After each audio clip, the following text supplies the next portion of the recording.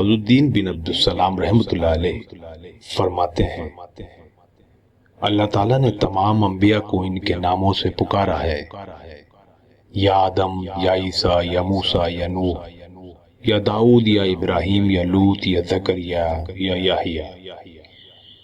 لیکن نبی کریم صلی اللہ علیہ وسلم کو پکارتے ہوئے خصوصی توقیر بخشی اور اعلیٰ ترین اوصاف یا ایھا النبی، یا ایھا الرسول کہہ کر پکارا گیا۔ اور ہر شخص جانتا ہے کہ کوئی بادشاہ جب ایک غلام کو اس کے اعلیٰ ترین اوصاف سے بلائے اور باقی سب کو ان کے حقیقی ناموں سے بلائے تو اس کا معنی یہ ہے کہ اس پہلے غلام کو اس بادشاہ کے ہاں خصوصی قرب اور جداگانہ منزلت حاصل ہے۔